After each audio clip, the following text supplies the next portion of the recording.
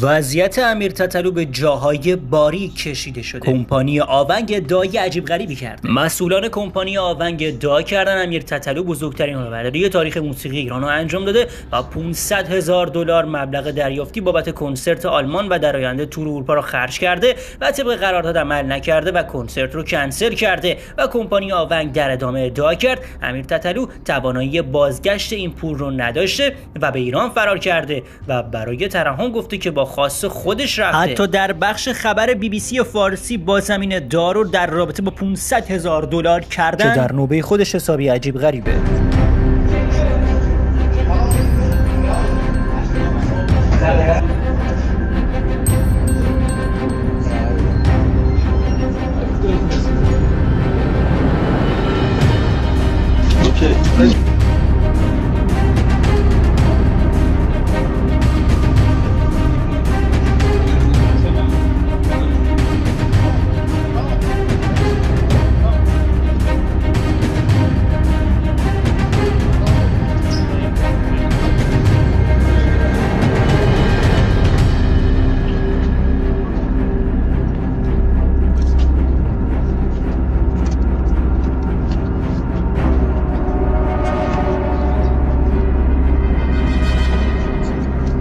بهنوش بختیاری از تتلو حمایت کرد. فیلمی که نشونتون دادم فیلم لحظه بازداشت بود، ولی بهنوش بختیاری نوشته آقای تتلو یه روزی بهم گفتی تو برو و اون ایل بختیاری و من تتلو تنها موندم. چقدر تتلیتی‌ها خوش اومدن. ولی امروز میگم من هستم و ایلی که بهش افتخار میکنم و هنوزم کنارمه، کنار ایرانمه، کنار هموطنمه. ما همگی دوستت داشتیم و پشتت بودیم، اما تو به بختیاری و ایران و ایرانی پشت کردی. نوکرتم. با این حال بازم با هر کی حرف میزنم راضی نیستم خار توی پات بره. قدر این لطف مردم به خودت رو بدون. خدا رو با دلت بشناس، نه با یوتیوب و فالوور و مجازی که اونم اگه خدا نخواد برگی از درخت نمیفته. در ادامه نوشت هنرمند احترامش واجبه، چون من با آهنگ من باد قهرم تو بارها دلم صاف و شفاف شد، گریه کردم و خدا رو بیشتر دیدم. از اون طرفم دمیرچی، کسی که کاور موزیک های امیر تتلو رو میزد، یه جورایی دستگیر شده. ادمین دمیرچی نوشت دوستان متاسفانه دمیرچی رو دستگیر کردن، طبق چیزایی که بهم رسیده ریختن خونه، چند تا لباس شخصی رو گرفتنش.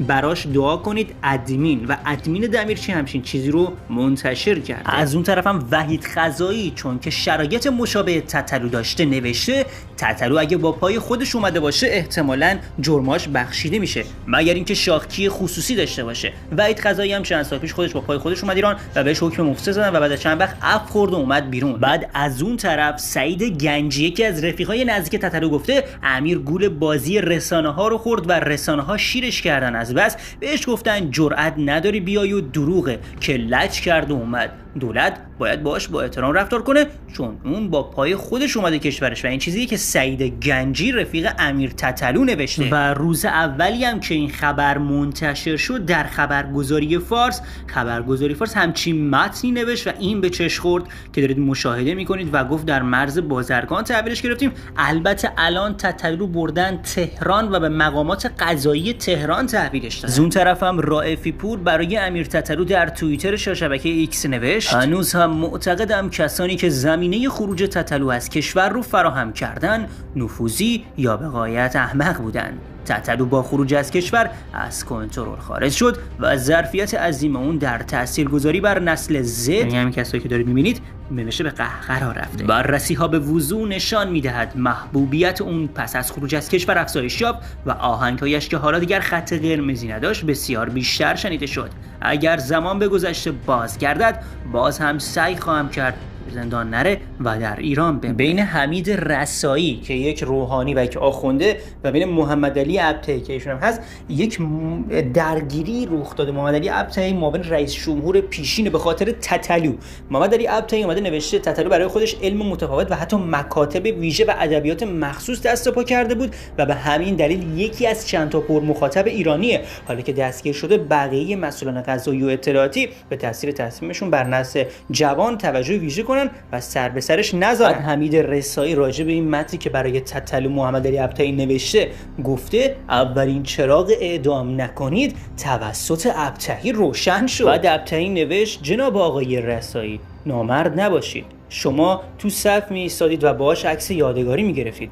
من که تا حالا ندیدمش. شما باید چراغ اعدام نکنید و روشن می‌کردید. منظور ابتهی همین عکس و همون روزیه که برای امیر تتلو به اصطلاح یک بزرگداشت برگزار شد که رسایی اومد یک تابلو به امیر تتلو هدیه کرد و امیر تتلو هم اون روز با دستای تتودار و کلاهی که همچین علامتی داره توی این مراسم شرکت کرد و تابو شکنی هم کرد همون موقع که خیلی جنجالی شد کار امیر تتلو اون زمان. حمید رسایی نوشت بعد از بازگرداندن تتلو به ایران تصاویری از مراسم سال 96 خبرگزاری فارس بازنشر میشه و جماعتی شروع میکنن به مطلق گفتن. در این تصاویر علاوه بر رسایی آقایان زرقامی، ذوالنور، جبرائیلی و موسوی هم بودن.